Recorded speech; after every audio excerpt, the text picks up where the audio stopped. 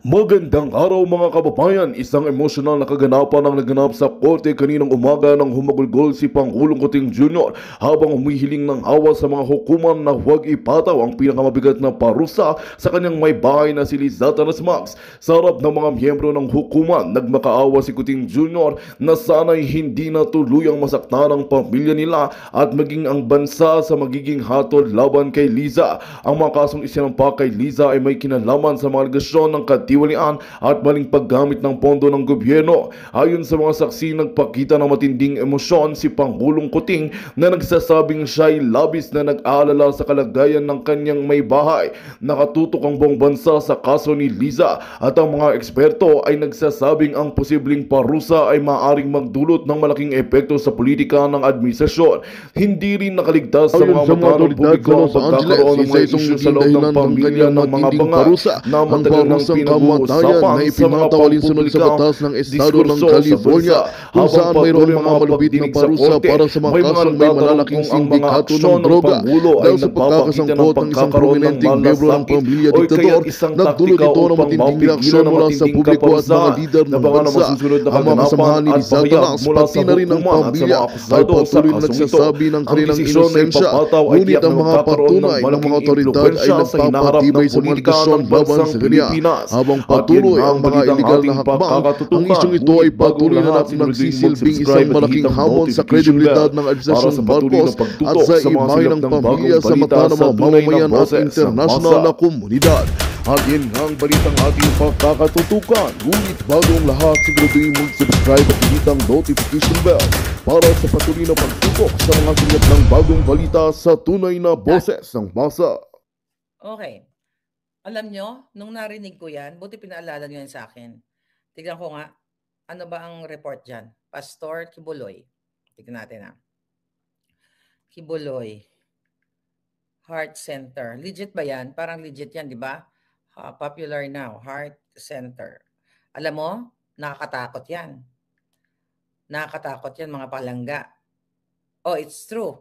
Detained, ito, Sunstar Cebu. Detained tele-evangelist Pastor Kibuloy was confined at the Philippine Heart Center after complaining of chest pain over the weekend.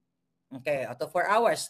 The Philippine National Police provided photos during the transfer of Kingdom of Jesus Christ. Okay, Pastor Kibuloy.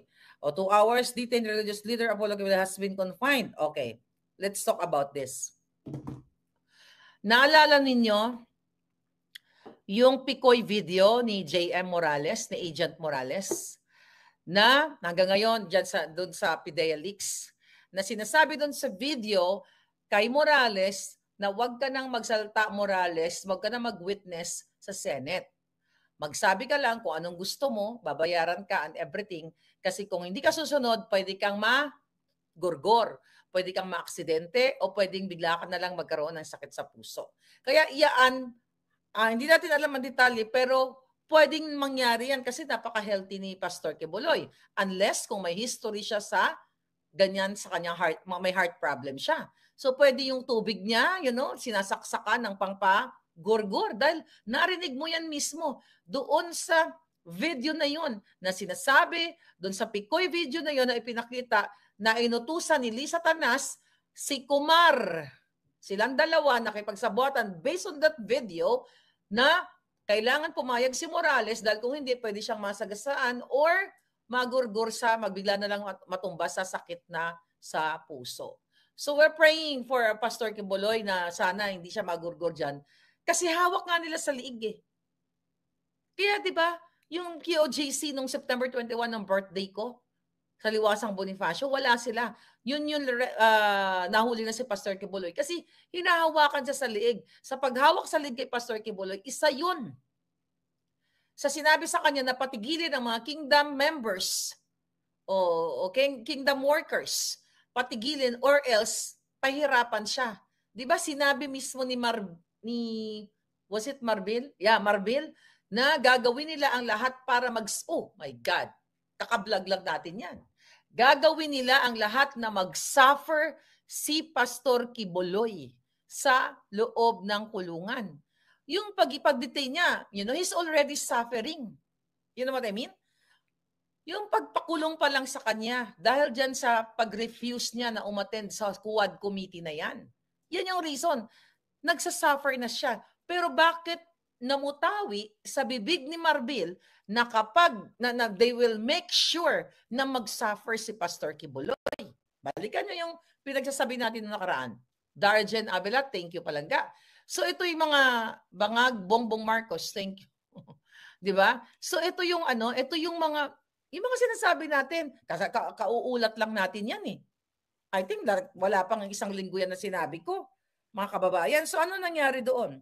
So pwedeng dahan-dahan nilang ginugurgur si Pastor Kibuloy. That's number one na pwedeng na ano to? Ang luma na to Pwedeng mangyari yan mga kababayan. Okay, tingnan natin to Okay, na-overwhelm. Ayan, Kibuloy. Ito sabi ko, 8 days ago, Kibuloy siguradong pahihirapan sa kulungan. 8 days ago. Binlag natin yan dahil sinabi ni Marbil, ito na yun. Tignan natin kung ano ang reason kung siya ba ay may history ng heart problem. Kasi kung bigla-biglaan to na kasi mukhang healthy si Pastor Kibuloy Wala naman tayong narinig sa kanya in the past na siya ay nasugod sa ospital or may iniinda siyang heart problem. 'Di ba? So we'll see. Mga kababayan, let's pray and I hope you have to do your thing mga kababayan. You have to speak up. Wag na tayong umasa na matuloy pa yung mga AFP, PNP na yan. You have to do your part bilang Filipino. Napapanagutin itong mga bangag na ito. Kailan kayo mag-speak up? Speak up pag kayo nasusunod na matsugi sa baha. Panglangga, it's better na mag-speak up kayo. Kaysa naman, aanurin na lang kayo bigla ng baha, katulad ng pamilya ng rescuer, tapos bibisita kunyari si Lisa Tanas, mag-iiyak-iyak, magko-crocodile tears sa buwaka ng ina, na nakatingin sa camera ang inayupak, talagang planado nila para i-capture. Diba? Antayin nyo pa ba yun? Na maanod sa baha ang mga pamilya nyo o kayo mismo maanod sa baha. It's better na manindigan. It's better na mag-fight for what is right now. Lumabas sa kalsada, mag-speak up. Kaysa naman antayin pa natin, tuliin ko lahat yung mga talawan na men and women. O yung, tuliin ko rin yung mga yung mga, may term dyan genital parang mutilation something sa Africa may ginagawa yan May nabasa ako dati na isang modelo na yung mga girlalo tinutuli or sinicircumcise. Anong term dyan, mga palangga? Google natin para lang meron akong katahimikan. Okay.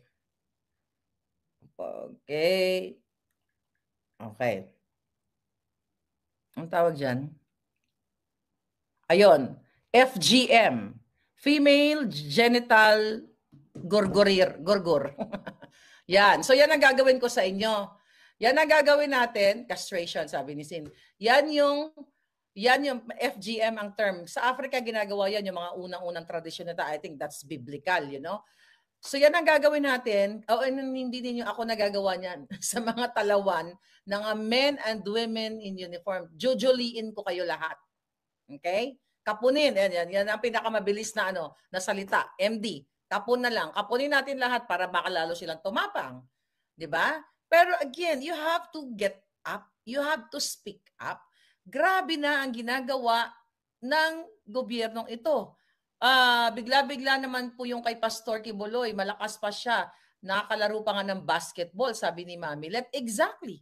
Very healthy, very athletic, tapos biglang nagkaroon ng ganyang problem. 8 days ago, sinabi ni Marbil na make sure magpahirapan nila si Kibuloy. Baka yan na nga yung pahirap? Sa ganitong mangyayari, alam nyo kayo mga kingdom workers, I know, sumusunod kayo kay Pastor o sa mga leaders ninyo. Kung ako sa inyo, mga palangga, ituloy-tuloy nyo na yung laban ninyo, lahat kayo. Kailan pa pag natsugi na si Pastor? Pag ginorgor nila? What's the point? of being alive in this world na kinikitil kayo lahat. Lahat kayo, not only KOJC, na ayaw nyo lumaban. Ayaw nyong magsalita, katulad ng mga hindi patuli o mga talawan na mga men and women in uniform. Ngayon, mga palangga, you're still the most courageous vlogger, sabi ni Barbara. Basahin natin yan para bonggang-bongga. Okay? So ngayon, yung ating balita kahapon, tungkol sa DOH. Ito, alam mo, sabi ko nga ba may magme-message sa akin eh. Alright? So may nag-message sa atin, si pangalanan natin, si Juan de la Cruz. Okay. Okay. Ngayon, sabi sa akin, ayan, no? Yung DOH, USEC na si Molly, aka Molly Chong, na nagpapanggap na MD o medical doctor, pero dentista ang kanyang profesyon. Okay? Ngayon, ayon sa Puting Ahas, Miss Maharlika, nabulabog mo, sabi niya, nabulabog mo ang buong DOH. Actually, pati po si Ted Erbosa, kasabwat lang din po nila, pero mas powerful yang si Yusek Molly. Pero pare-pareho lang po sila. Akala ko kasi si Erbosa medyo matino ng konti kahapon. Pero ayon dito, Miss Maharlika, pare-pareho lang po sila. Kaso lang, mas powerful si Yusek Molly kasi po back up talaga siya ni Lam o aka Lisa Tanas. Kaya totoo po yung issue na sinabi ninyo kagabi. Sabi dito, si Undersecretary Molly po ay kapatid ni Congresswoman Rida Robes. Kailan nyo ba yan? Yung Rida Robes? Okay. Kung nag-google yung hayop na to. Parang nandyan yan sa Wadcom ah. Okay. Ito yung itsura niya. Okay. Ito yung itsura niya. Itong nayopak na ito. Okay. Ito natin yung itsura. O ang kawatan na. Okay? Ngayon, ito galing po ito ang message natin sa, mukhang ang kawatan ang hinayupak. Okay. Lahat naman sila dyan kawatan. Sabi niya yung si Yusek Molly po ay kapatid ni Congresswoman Rida Robes. Kaya naman pala, ng San Jose del Monte, Bulacan. Si Robes yung nagsasabing parang bata si Inday Sara at si Robes yung mga ang Quadcom ang umaatake kay Inday Sara. Okay? Kaya naman pala, gusto nilang burahin yung project nung Duterte administration. Actually, hindi naman daw Duterte administration project yun matagal na yun na lang ng mga Duterte. Basahin natin. Kaya totoo po yung sinasabi ninyo kay Molly Chong. Walang hiya po talaga yan. Wala ring magawa yang si Erbosa, Miss Maharlika. Kasi si Molly nga yung nasusunod. Alam ko lahat yan, sabi niya, Miss Maharlika, alam namin lahat yan dito. Okay? Natarantado at nagsisiga-sigaan silang lahat dito, minamaltrato o inaapi yung mga matatagal na dito. Alright? Pinag-iinitan po. Okay? Pinag-iinitan po lahat ni Molly. Sabi niya, ni Molly yung mga sumasagot at feeling nila na sumusuporta pa rin sa mga Duterte. Gusto po nila ipatanggal lahat kapag nakita nila na nag-like, nag-share ng mga Duterte post o kay Inday Sara. Kita mo do? Mga ayup na to, mga bangag talaga. Pag nakita po nilang nagla-like at nagpo-post sa mga posting na mga Duterte, papatanggal po ni Molly. Ito mo, may mga ganito pa palang chika boom boom. Okay? Yan pong ano na yan, yung... Okay. Ano sabi niya? Yung iba pong, yung posisyon pong yan, medyo malabo sabi niya, yung posisyon pong yan, yung posisyon pinag-iinteresan nila. Alright? At ibinibigay nila, ano posisyon? Ibinibigay nila sa mga tao na pinapasok ni Lisa dito sa DOH. Sila po lahat ang may control sa lahat ng supplier. Sila niya nila Erbosa. Pero mas powerful si Molly kay Erbosa. Pero magkakasama po sila. Yung isa nga pong alalay ni Erbosa na parang bagman niya, siya po ang nagpapasok ng mga supplier. Ang pangalan po ng alalay ni Herbosa ay si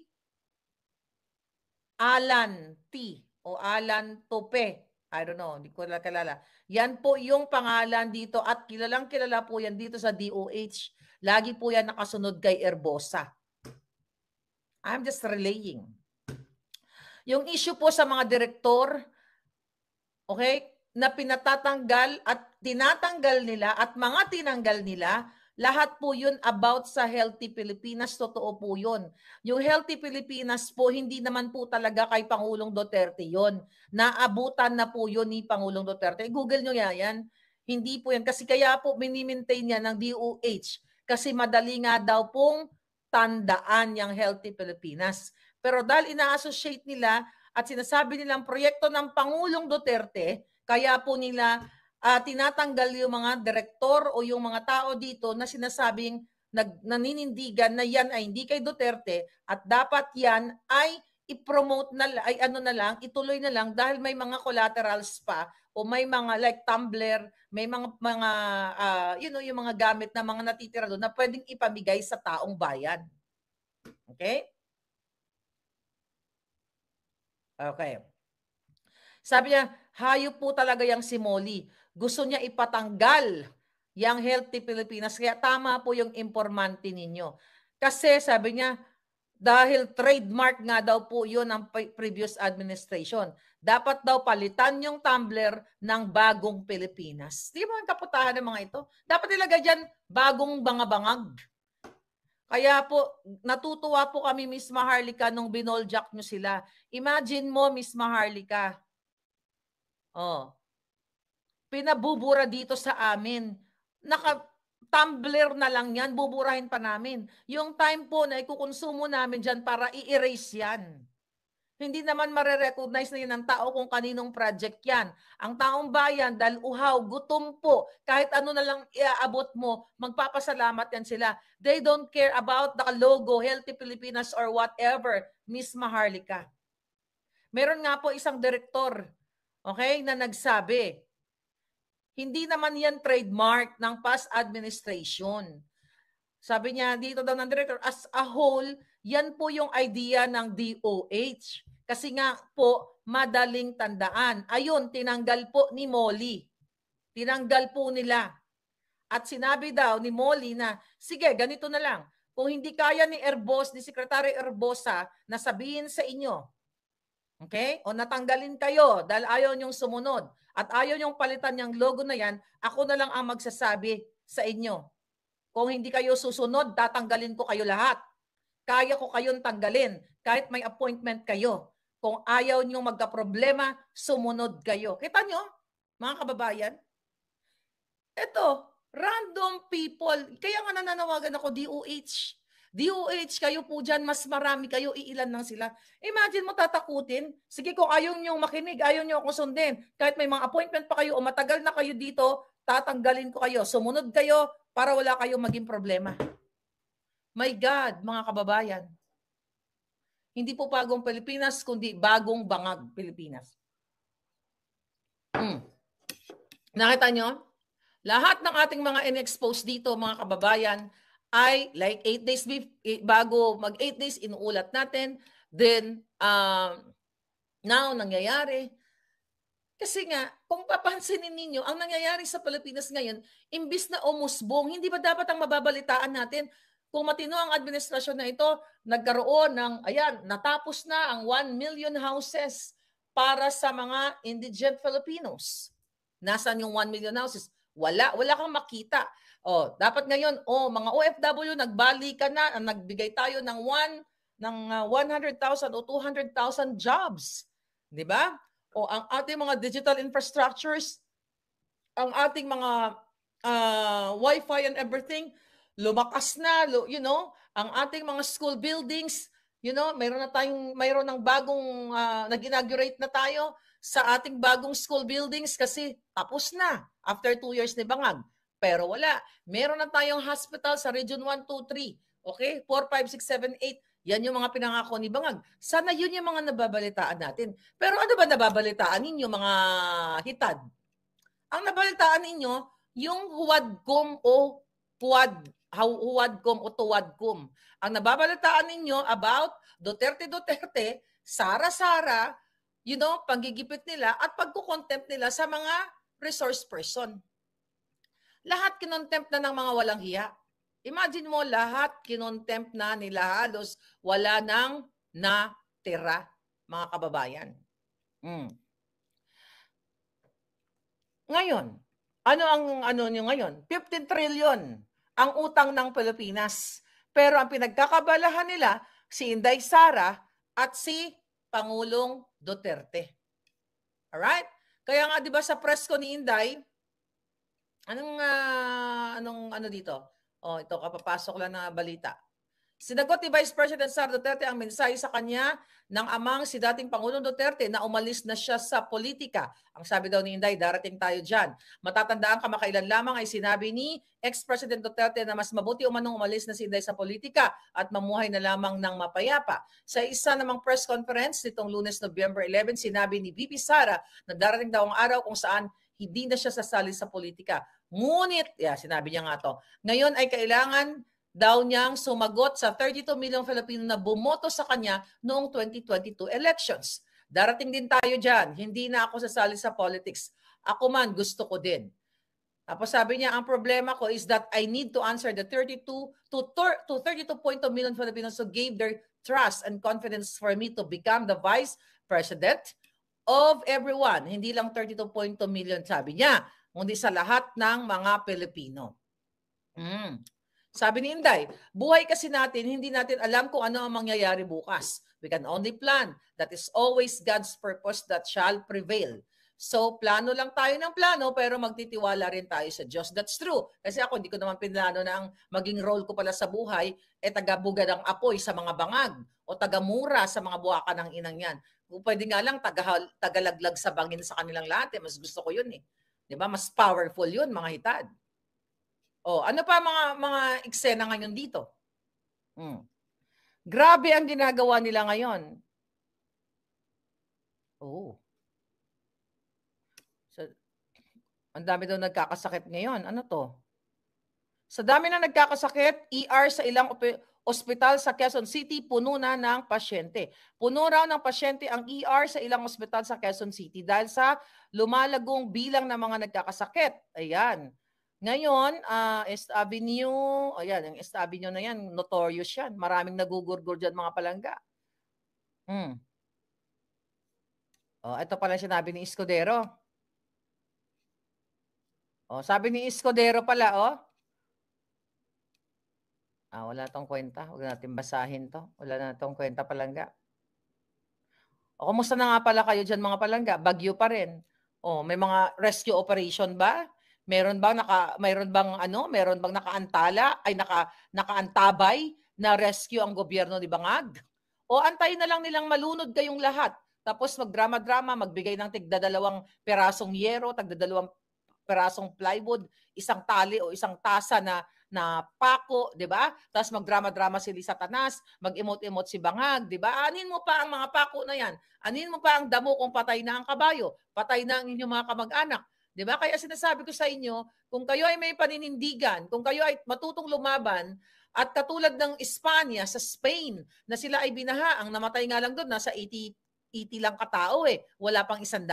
Pero nagtitipon-tipon sila sa gitna ng kalsada at pinaparating nila sa kanilang gobyernong may saltik din siguro o may bangag na hindi sila natutuwa diyan sa nangyayaring namatay o yung hindi magandang management sa pagbaha sa lugar nila. Tayo, anong ginagawa sa inyo? Inuutulan kayo ni Bangag. Bibigyan na kayo ng 2 kilong bigas. Diba? Kakamayan lang kayo at dapat magpasalamat pa daw kayo, sabi ni Villapuerte, na binisita kayo. Ganyan kayo look down, ganyan po kayo tratuhin ng Bangag na administrasyon na to. Kayo na ang namatayan, kayo na nawalan ng bahay, bigyan kayo ng 2 perasong yero, 2 kilong bigas, utang na loob mo pa sa kanila. Nakita niyo yung mga kahayupan nitong ano na to? Kahayupan ng gobyernong Bangag na ito, mga palangga. So ito yung sinasabi natin, kung aasa na lang kayo dahil kayo mabait, mga Pilipino mabait, ayaw niyong makialam sa mga welga-welga, kasi mas uunahin nyo pa inyong mga trabaho. Naintindihan naman natin yan. Pero forever kayong magtatrabaho, forever kayong magpapakahirap kung walang real change sa bayan natin. Kung kayo ay napapanmumunuan ng mga bangag, mga kababayan. Ang dami ngayon, may mga nakikita ako, ang krimen. Sa Cebu lang, may bumaba sa kotse, pinaril yung nasa tricycle. Hindi ko alam kung ano ang pinagmulan, bakit may ginurgor. May mga bata na palaboy-laboy, may sinaksak. Kung ano-ano na lang ang krimen, talagang palala na ng palala ang krimen na hindi ina-address ng gobyernong ito. Yung mga kidnapping, yung Amerikanong na-kidnap doon sa Mindanao, kumusta na? Wala pa rin tayong balita. Na-recover na ba yun? Buhay pa ba yun? O tegi na? Yung mga pamilya nyong kinidnap, nasaan na? Meron bang action ng gobyerno? Patuloy kayong ginaganito. Tapos you don't care about it? Oh my God. Tapos ang pinagkakabala ng UWAD ko, magpa-aresto ng magpa-aresto dito sa mga tao dyan sa OVP, kay Inday Sara. Hinahanapan nila ng butas. Yung inayupak na yung 125 million na confidential fund na yan, na 2022 pa yan, at confidential fund nga yan eh. Ang gusto nila i-itemize. Well, kung ako papayag ako na i-itemize lahat yan, i-itemize din ni Romualdez yung budget nila. I think that was last year. Kaya na-contempt si Lorraine Badoy at saka si Ka Eric doon sa 2 billion na travel expenses nila. Na ang ginastos lang nila doon is wala pang 1 billion. Nasa 300 lang yata yung ni-report nila na expenses. I-itemize yan kung bakit kayo nangihingi ng 2 billion travel expenses dyan sa opisina natin ng Balustos. Lahat kayo mga buwaka ng ina kayo sa WAD committee. Kung gusto nyo nang i-itemize, hindi lang dapat yung i-itemize yung kay Inday Sara. Pati sa inyo, i-itemize nyo sa bawat sentimo. Pero bakit si Sara lang ang gusto nilang i-itemize? Bakit yung mga buwaka ng inang NPA, WAD Committee, Paduano, yung mukhang rapist na pastor, di ba? Yung si Fernandez na Bold Star. Bakit hindi i-itemize yan? Si Kimbo, ipa-itemize lahat ang suot na mga luxury nila. Saan galing? Tapos yung mga kawawang workers, yun nga sinabi ni Inday, na nagtatrabaho lamang sa OVP, gusto nilang ipakulong, gusto nilang ipa-aresto.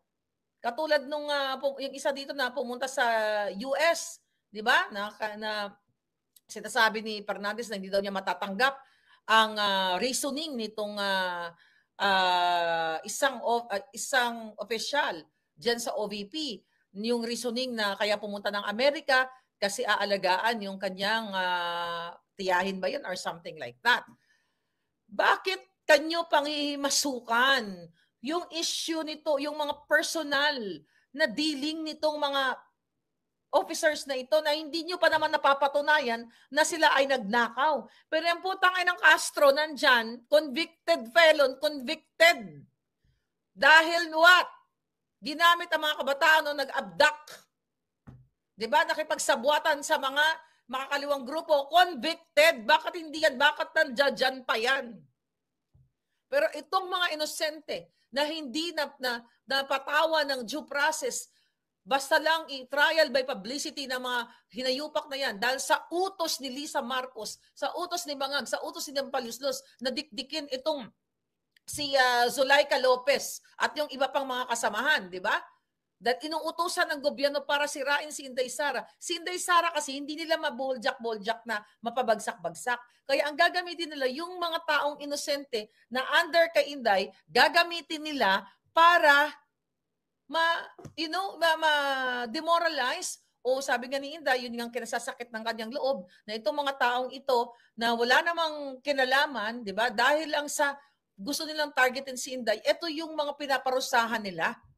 Mga kababayan, ang sabi pa nga ni Inday kanya, natawa nga ako sa kanya. May nagtanong na reporter na, pupunta ba kayo sa hearing? Parang ganon. Sabi ni Inday kanina, sabi niya, depende kung gusto ko makipag-away. Pero hindi ngayon, baka parang next year na yata kasi they're busy right now preparing sa kanilang Christmas gift giving at kung ano-ano pang mga and their anniversary. Diba? So yun ang sinasabi ni Inday. Pero ang ginagawa ng WAD committee na to, ipasupi na itong mga inosente at pigain ang pigain dyan na umamin or magsabi, hanapan ng konting mali. Pero yung mga preso, yung mga nakakulong, yung mga pulboronic, katulad yung nila Guban, nila, sino pa ba yun? Ni Espinosa, ayan, sila Dilimat, iba pang mga pinalaya nila mula sa kulungan, talagang kulang na lang latagan nila ng red carpet. Ito ba yung ano ninyo? Yun ba yung titiisin nyo na lang, mga kababayan? My goodness. Walang kwentang mamuhay dito sa bangag na administrasyon na ito. Ang dami, oh. Oh, tignan mo ikaw, Fernandez. Oh, ano nangyayari diyan, oh? Matalik na kaibigan, ginaril, sinilid sa drum sa pagpupumilit na umutang sa suspect. Mga gantong balita, nakakalungkot. Ito na lang ba yung balitang mababasa mo ngayon? Nagugurguran, hinampas, ginaril, kinotsilyo at kung ano-ano pa. Wala kang makikitang progreso dito sa bangag na to kasi ang progreso nila, Duterte, atakin ng Duterte, mabigay ng ayuda. Tell me, mga kababayan, ano ang progreso ng gobyernong ito? Ha? Ang progreso nila magnakaw sa DOH. Maghari-harian, pagtatanggalin ang mga direktor, ang mga kawawang mga workers dyan, that nag-spend sila sa buong buhay nila, pinag-aglagaan nila yung career na yan, may pumasok na mga bangag, ayaw lang sumunod dahil yung kanilang mga programa na it's been there for 20 years, 30 years, 10 years, or whatever, gustong baguhin at lagyan ng bagong Pilipinas, yung mukhang bagong, dapat bagong bangag. Dumamay ang mga Jodik, sabi ni Minda Diaz. Marami ang mga tumitira ng asin. Yung mga pulboronic lord tumakbo for mayor, sabi ni Chay. Exactly, mga kababayan. Sabi ni Orchid Lily, agree, di agad mangyayari. May process pa yan at yung may mga criminal records na undocumented ang uunahin nila. Yeah, kaya dun sa mga Pilipino nandito sa Amerika, huwag kayong kabahan dyan sa deportation na yan. Hindi kayo madideport. Yang gusto lang magpa-deport sa inyo, yung mga bangag, kasi gusto niyang sumipsip kay Trump. Pero huwag kayong mag-alala. Makakarating lahat kay Lolo Trump ang pagiging addict ni bangag. Authenticated ba yan? At lahat ng mga pag-hire nila ng assassin sa laban sa akin at lahat ng mga kaputahan nila, i-report natin yan. Lahat yan. Lahat ng mga kababuyan nila, mga kababayan, i-report natin. Tignan natin kapag nabasa ni Lolo Trump kung meron pang mukha si bangag na ipapakita dyan. Yeah, sabi ko, naantay ko lang mga USB natin. Forward natin lahat. Lahat ng pwede natin pag-forwardan. Actually, meron na ako nakitang hope. May nag-message sa akin kanina. Huwag natin pangalanan, baka harangin nila. Meron nang nag-send sa akin na pwedeng mag-link kay Lolo Trump. Okay? Magandang balita ang hatid namin sa inyo ngayong araw. Sa pagtatapos ng aming balitaan, nagbigay kami ng mga mahalagang impormasyon. Maraming salamat sa pagtutok at pagsuporta sa aming programa. Huwag kalimutang manatili sa mga susunod na araw para sa mga bagong balita at mga kwento na dapat nating abangan. Mula sa Boses ng Masa, magandang araw, Pilipinas!